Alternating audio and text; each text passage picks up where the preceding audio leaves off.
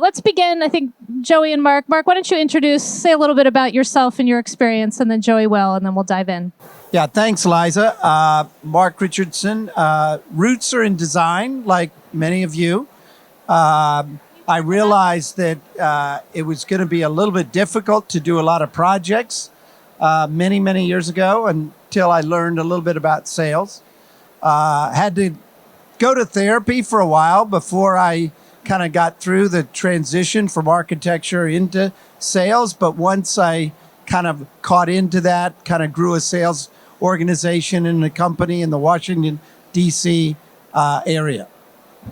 Super. Joey, a little background on you. Great. Thanks, Liza. So my name's Joey Nalevka. I've been doing sales and operations now, mainly sales for about 20 years across a wide variety of industries, obviously most recently in the design and remodel industry, but previously in sports, telecom, internet. And I think one of the things I'll talk about today is, at the end of the day, sales is one human buying something from another human, and it comes down to psychology. And a lot of the things that we'll be discussing today, they're tried, true, tested, and they work across all industries because it comes down to one human buying from another human, and it permeates all the different industries. So excited to share with you guys some of what I've learned over the years, and hopefully it applies to your businesses and helps you grow your businesses. Thanks, you guys. So one of the things that we talked about getting ready for this is that obviously there's some newer sales strategies, but one oldie but goodie, and Joe, you started to touch on it on humans selling to humans, is that people buy emotionally and then rationalize it logically.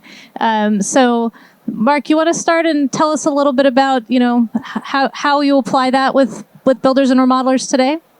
Yeah, I think for those that are used to more in-home sales or interactive sales with homeowners, you're in that moment, in that sale, and the client is having fun with you. You're getting a great connection. You're brainstorming ideas. But once you leave, the emotion starts to go down. So this notion of integrating logic into it, it's the logic that sticks. It's the logic that they will remember. So a couple of really quick examples. Obviously, we're talking about a lot of price escalation right now. But I think homeowners a lot of times think about remodeling as a little bit of a commodity. It goes up and down. However, in the last 5 years, cost of remodeling has averaged about 18% increase per year.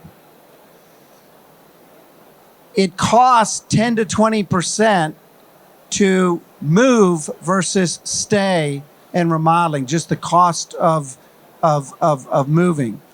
By peppering in specific numbers, logic, your homeowners will remember that. Much, much more than just kind of the excitement about your ideas. So weaving that in together, I think, helps to become more memorable. Got it. I think we talked about it's a way to avoid buyer's remorse, right? Getting the numbers in there. Joey, I think we talked a little bit about like listening to the customer, some of the sales strategies there of repeating back what you hear. Maybe elaborate a little bit on some of those oldie but goodies. Yeah. So if customers buy on emotion, first you have to get them to articulate their emotions, get excited. And what's the best way to do that? Let them talk. Ask as many different questions as you can when you're starting to meet a customer about the project that they're kicking off. But not just very logical questions, but really tap into the emotional side. So once they've laid out their dreams, ask them about how they're going to use the house, how they live there with their family. Talk to them about their future plans. Really get them talking about how they're going to live in that space and enjoy that space. Then they'll have a much more emotional connection. And then it becomes an easier decision. They'll be more excited to proceed. So then once you have that, once you've gotten all the specs they want, all the details they want, and also their vision and excitement that's tied to their emotion, my favorite sales technique at that point is to replay back to them what they told you. So what I try to do is say, okay, so We've spent 15 minutes, you've sharing with me your vision, your dreams, everything you want to do. Let me play back to you. I heard X, Y, and Z. Did I hear you correctly? And pause, let them tell you that. And if you've heard them correctly and you've confirmed from them that you've heard them appropriately, they will then trust you. Now they're moving into logic. They're ready to hear, they trust you. They're ready to hear you and your recommendations of what you're about to propose to them as the expert. So leverage the emotion, have them talk about their dreams, and then repeat back to them to confirm that they've been heard, and that you can start to then gain that trust and move into a buying decision for them. Super advice. Thanks, Joey. So one of the things that we've also talked about is, a lot of folks are very busy, right? The market is hot. There's a lot going on. And so it's less about, for a lot of folks, right, trying to win more jobs and much more about getting the jobs that they really want. So we talked a little bit about how do speed and professionalism come into play these days, less from a volume perspective, but more from I want to move up market, or I want to move into a certain area, or I want jobs with this type of profitability. And right, I have a specific goals that I want to hit rather than just I need more and more and more. So talk a little bit about that speed to response, Joey. Great. So the easiest way for me to describe this to anyone right now is when you get a call on your mobile phone right now, what do most of us do? Most of us put it away. If you don't know the number, you don't answer it. Those are leads. Those could be a lead. It could be someone random calling you, but it could be a lead. Your homeowner, that potential client, whether that's a house lead or a word of mouth referral or someone that heard about you from somewhere else, that number calling you, the first response they're probably going to have when you call them is they're probably not going to pick up. It's a reality. So what do you then do to differentiate yourself? And if you give up, or if you don't call back for a week or 2 weeks after that first attempt, I can promise you that there's someone else who's also trying to get that really desirable project who's calling them more frequently. So what we're seeing now is we're seeing oftentimes the biggest projects are being won before another company even has the opportunity to bid. And our advice and what we're seeing, and when we're working with professionals and also and what we're seeing with successful professionals now, is that they're leveraging all the different technology, like a customer relationship management tool or a CRM, and going multi-channel. So if you're reaching out to a customer that you really want to connect with and they don't pick up, make sure you call them a few times in the first few weeks. Also send them a text message. Also try email. Also try to reach out to them on social media. But if it's a lead you really want, show that customer you're interested, spend the extra time using a multi-channel strategy, and then make sure you have a piece of software to help keep you organized, because you're not typically chasing one project at a time. So that's the way you really show a client how much you want to work with them, get them on the phone, and break through the clutter of this. You see a number that you don't recognize, you put the phone away in your pocket. Super. Yeah, you got to add to that? Yeah, I think there's a tendency when you get busy to really move into more of a qualifying kind of mode. And what I encourage is that everyone thinks of every one of these contacts that you're talking about through a positive, not a negative pair of lenses. And I find it kind of breaks into three categories. Probably it's only 20 or 30% that are real live clients you're going to do business. Then there's probably 2 or 3 that you want to run from and you want to quickly know who they are. And then in the middle, there's probably 4 or 5 that could be your best referral if in fact you were professional and responded quickly. So when you look at it holistically like that there's no bad lead. There is a bad project and a bad client, but by responding fast, that's how you leave a good perception, a good memory. 100%. And I know we've been talking more about email marketing too, and the folks that maybe need to go into nurture mode and being able to use a CRM and some email marketing and newsletters to make sure that you stay top of mind, even as people are, maybe thinking, I'm going to wait a few months. If it is that desirable project, get them onto your list, make them feel good about you, have the option to refer them to someone else if you want, but you definitely want to stay in the game.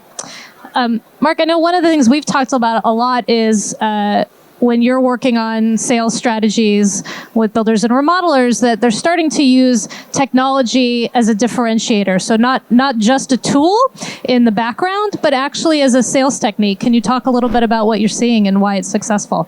Yeah, I think we all know, and I don't want to be kind of a master of the obvious, but we used to talk about technology revolutionizing the industry, and of course it has. The question is, do we keep our technologies a secret?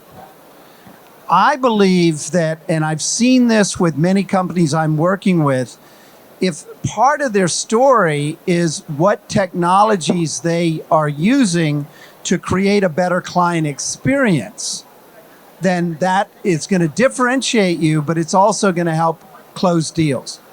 I've actually seen homeowners get almost giddy about their ability to be anywhere in the world and be able to communicate with you because of your technologies.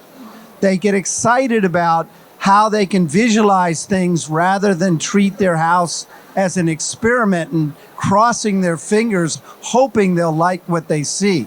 It's the technology that allows that. I just would encourage everyone to not keep it a secret and actually present these ideas and technologies that you have in your arsenal to really be able to differentiate yourself. 100%. And we actually recently surveyed homeowners, and we asked them, and these were people who 50% had just completed in the last 2 years a major building or remodeling project we're in the middle of, or we're planning one. We said, what's the one thing that would have most improved your project experience? And there were 3 key things. One was communication, better communication, visibility into scheduling and scheduling changes, just, having a point of contact, knowing where to go for communication. Number 2 was visualizations. So having some sort of basic 3D model or something so that they would feel comfortable, right, pulling the trigger and what the end result would look like. And the third was just financial transparency, knowing where they stood at any point. What did they owe? What was coming up? Where were they in the project? And Joey, maybe you could talk a little bit about, what we're seeing on the pro side in terms of being able to deliver that experience that we know clients are asking for and wanting. So another one of the age-old sales psychology tips applies here. When people are making purchasing decisions, 70% of the decision is about avoiding pain, 30% of the decision is about pleasure. And I would argue that when the customer's making a remodel decision, it might be even more about pain avoidance. They're worried about cost overruns, how long is it going to take, when's it going to start, is it going to turn out like I want it to turn out. It's risky, it's a long project. Quite often it's something they've never done. It's the second biggest investment they're going to make after the purchase of a house. They're really thinking about pain avoidance. So how do you reassure them when they're making that buying decision? And to echo Mark's points, it's all about using technology, using visualization tools to reassure them. If you can show them what it's going to look like, if you can quickly turn around a project proposal that's detailed, that shows a full invoice quickly and detailed, it gives transparency into what's going on. If you show them the communication tools that you'll be using to keep them updated throughout the project, that will help. All the different things that you can do, all the different parts of our technology that you can bring to bear to show that professional that you're going to be transparent, that you're going to be reliable, that you're going to be delivering work on time, that they can see things before they commit to them. By fully leveraging all the different digital tools available, you're showing that that customer what a professional you are, how transparent you're going to be to work with, and that as they're picking between who they're going to work with, what you're basically communicating is, this is not going to be painful. The other pros you're speaking with, who are showing you things with pen and paper, or taking really long to respond, or giving you not detailed invoices, they might have a slightly better price. They might talk a better game. But with technology, you could really show someone what it's going to be like to work with you and reduce some of the pain that they might perceive is going to be associated with the project and motivate you to pick you more often.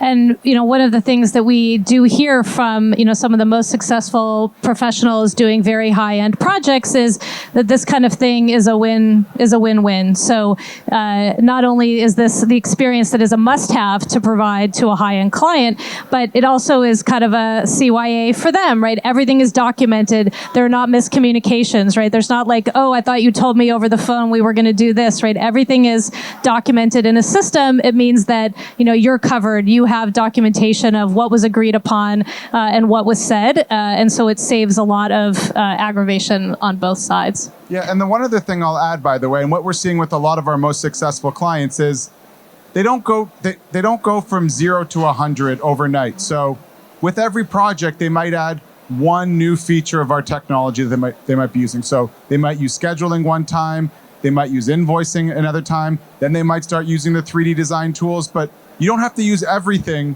to make a difference. Every single piece you add, depending on what your time load is like, every single little piece you add will help communicate to the client, and will help communicate the buying process, and will show how much more pleasurable it will be to work with you. Building off of what Joey is talking about, your biggest competitor is not other remodelers. It's not even necessarily other major purchases. Your biggest competitor is the client themselves. It's their fears. It's their ignorance. They're not stupid, but they are ignorant about remodeling. And it's certainly the levels of stress. And when you can reduce the pain that Joey's talking about, through leveraging the technologies, you're actually going to see a much better return.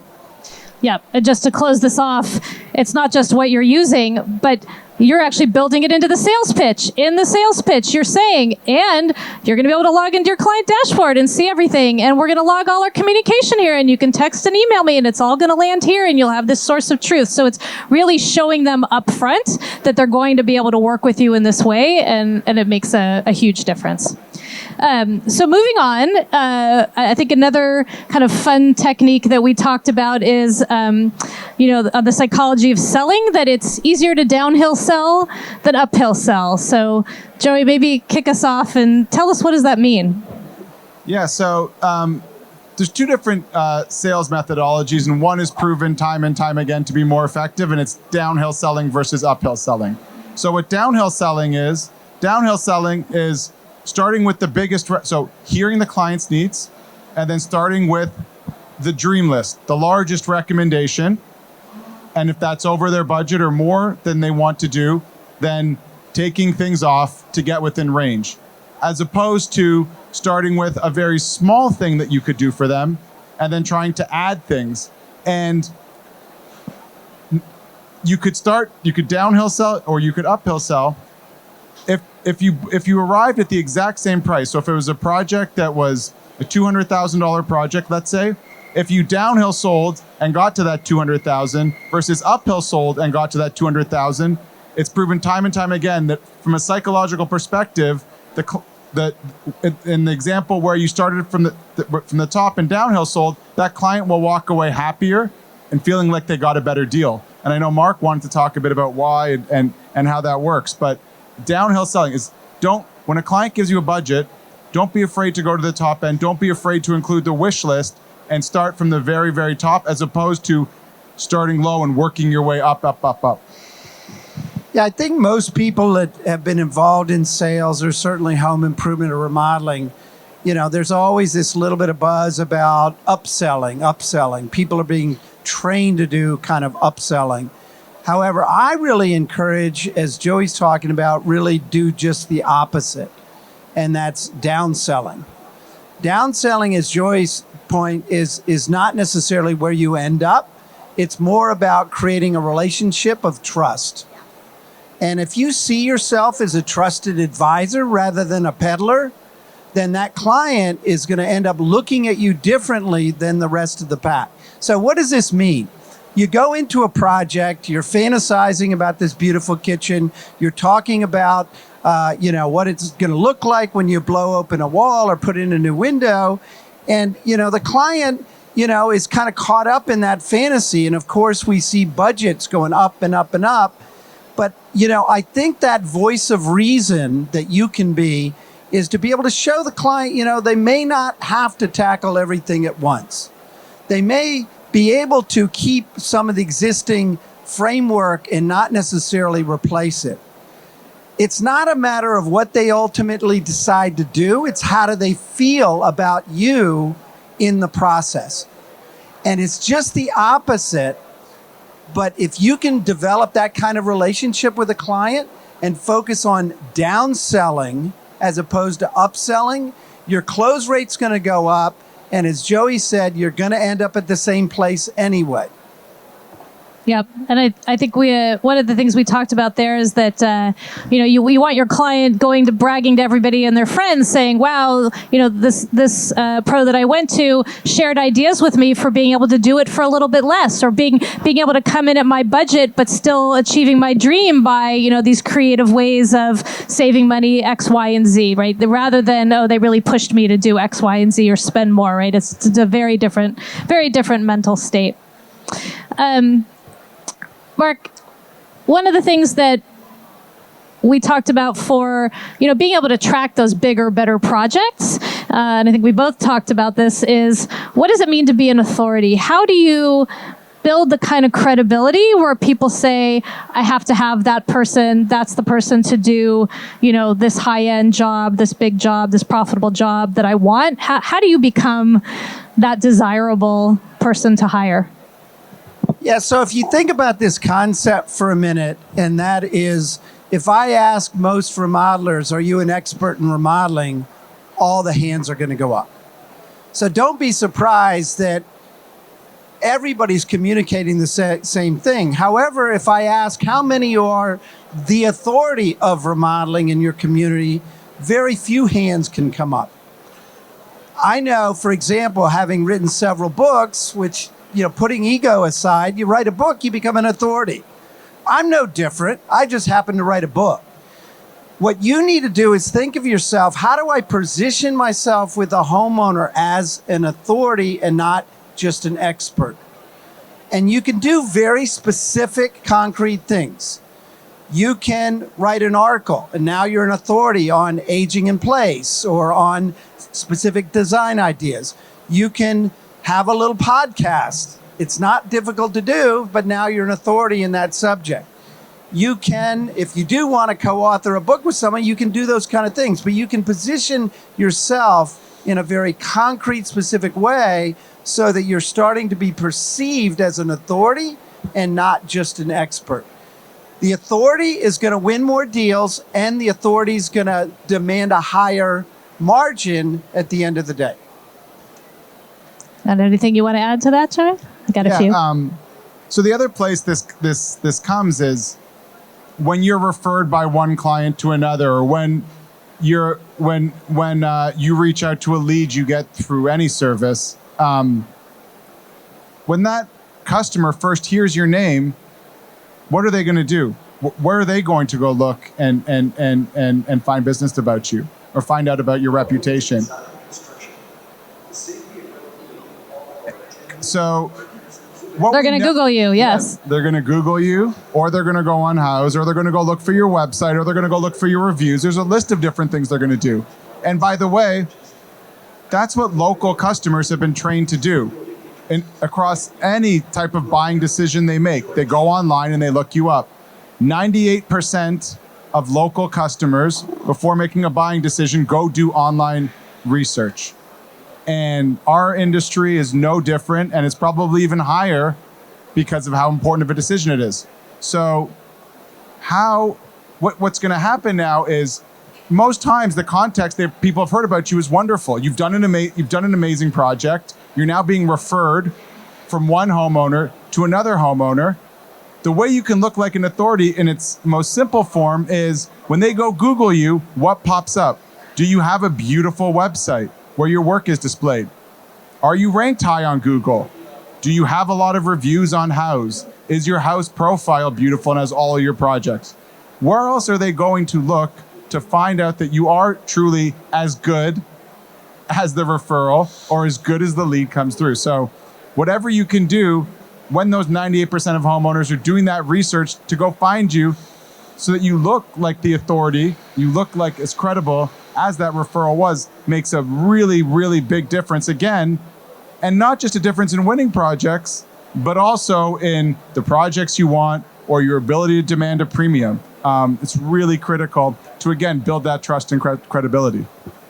One more thing I would add too is it's important that you also not keep this a secret. Your homeowners have a difficult time discriminating between an expert and an authority. So using metaphors or analogies that might be helpful to them, this is a high-risk project. This is a complex project. It's sort of like going to a surgeon. You don't want your project to be an experiment. You want to work with someone that is highly regarded and certainly someone that does many of these types of projects.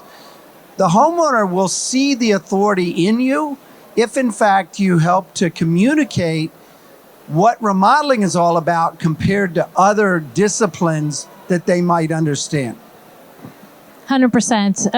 And, Joey, I know the homeowner research that we did, one of the surprising findings was that the vast majority of homeowners who get a word of mouth referral still go and online stalk that pro, right? They still go to Google and search everything up about you.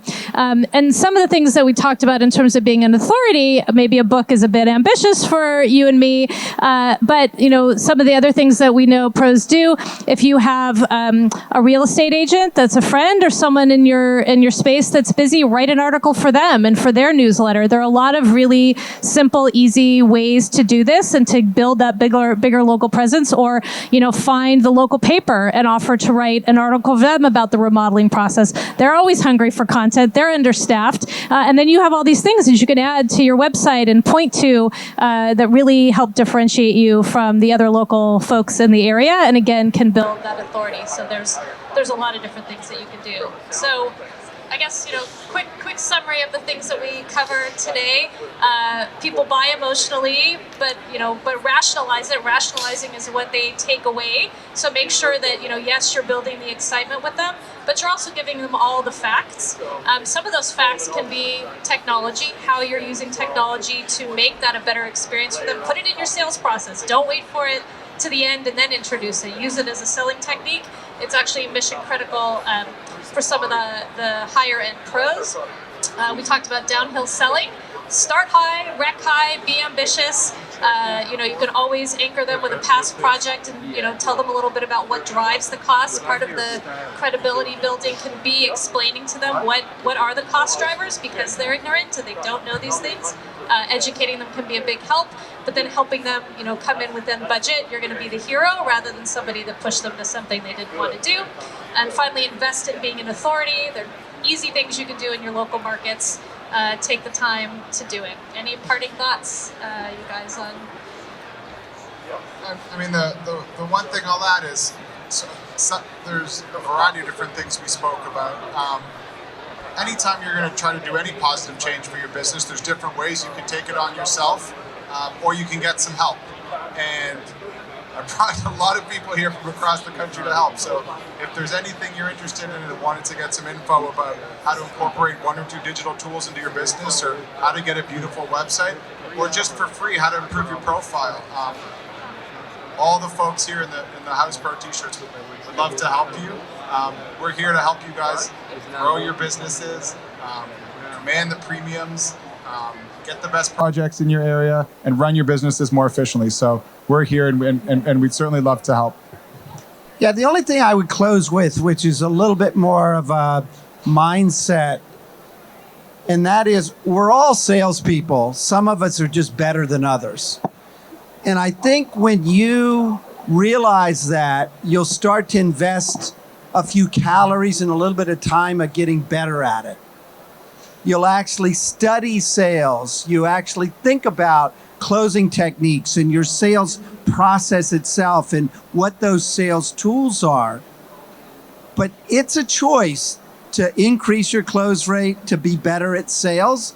And I just would include everybody and encourage everyone to, choose to be better at it. Because at the end of the day, you're never going to create joy in the client's life unless they buy it from you.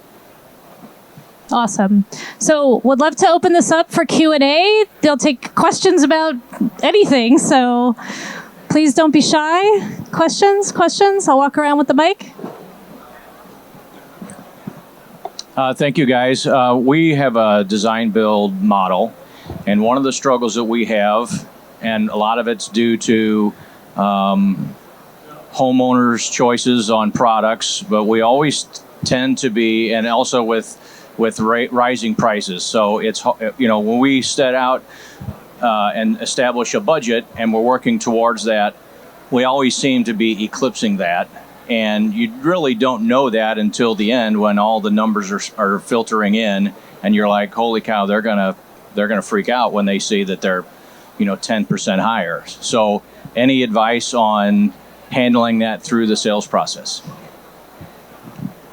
So I think what's being brought up here is the world we live in, especially right now. And I just would encourage, rather than being surprised by this, assume that that's going to be the case. And if you assume it's going to be the case, from your initial conversations, start that narrative and that dialogue of what you're finding with other clients and price escalation. Try to use other worlds that they're seeing prices going up. But make it clear to them that this is a part of the process, and you're going to ultimately pull together a fantasy, a concept, the direction, and hopefully they have the discipline to be able to pull back if, in fact, that's what they need to do. But I think by starting that conversation very early in the process, by reminding them of this, because they will forget, they have very short memories, and then you get down to the end, you've set up the process to be able to back off if you need to. And maybe even to make a more granular point here, take it a step further, like what does that sound like? I'm a big fan of giving the client a choice, right? And just being very transparent. So saying, look, Mr. Client, the last 3 projects I did, because of escalating prices on materials, we actually came in 10% higher on them. So tell me how you want to do this. We can price everything at current cost, or we can build in a buffer. Which one would you prefer? And you give the client the choice. Once they've chosen, then you've gotten a commitment for them. It's, by the way, also a pretty good buying signal. And you might also get some other objections. But I quite enjoy giving the client one of 2 choices, having them select, and then working with them on that. And one other good point to make on your front, Joey, in sales techniques is if you give somebody one option, the choices are yes or no. Yes. If you give them 2 options, it's A or B. And so that's another important technique, because you don't want to put an option out there where the answer is no. You just want them to choose whichever and make them feel like they're in control. So that's going to be a very valuable technique as well. Anybody else with a question? Must have burning sales questions. What's a big challenge you faced with a client recently trying to close business? Anyone? No particular challenges? You guys? All good? This firm's all good. That was your question too? You're running into that same situation. Prices are going and it's hard to keep a cap on them. Yep. Yeah, I know some people are like, saying, hey, let's here's what's in stock. Like, if we order this today, I feel confident about that, right? Anything else on this list? Here's what's, most likely to get pushed. So I think it's setting expectations and following through with really helping them understand. Yes. I don't know if it's because of the internet or everyone's smarter than we are, but with last few clients, they've asked us literally for our Excel spreadsheet. They want a breakdown of all of your costs. Yeah. Right. So this is Yeah, so it's an interesting question, right? Which is clients want financial visibility, but that doesn't mean complete transparency or seeing necessarily everywhere you make your money. So, Mark, maybe you can speak a little to how you've seen folks handle that. Yeah, I think that what I generally encourage is make it a conversation rather than just assume that they want to look behind the curtain of everything you're doing. So, for example, if you as a client ask me, do you want a breakdown? Number one, don't be defensive. They're not idiots because they're asking. They're not trying to rob you because they're asking for a breakdown. Acknowledge, I understand. Help me understand what you're trying to achieve. Before you let any further time go by, go on to say, would you like to have a better understanding of where you're putting the money in this project? Or is it more about labor, materials, subs? Let them respond back to you what they're looking for. Now, here's the result of what I just said. A third of them are probably going to say, oh, I just wanted to get an idea what the powder room was going to cost. Not a problem. Maybe another third are going to ask for maybe, okay, give me a feel for kind of where my money is going on this project. And then you go back to them with just some broad categories. And then there's going to be 10 or 20% that are going to want a detailed breakdown. And then you move towards, well, our systems don't really allow quite for that. It's kind of like asking the car dealer what the steering wheel costs. We don't really know. Our system doesn't allow for that. Now, is that going to work 100% for that one or two? No. But you have a choice at that point of, is that the person I want to be doing business with? But you can reduce a lot of your stress by, number one, don't get defensive about it. Don't get annoyed about it. Make it a conversation, not necessarily something you have to defend. Especially if you feel uncomfortable, take a moment, ask a few clarifying questions, even to give yourself time to react better in that moment. Great question. Thank you for asking. All right, anyone else with a question? Otherwise, thank you guys so much. Thank you so much to our panelists.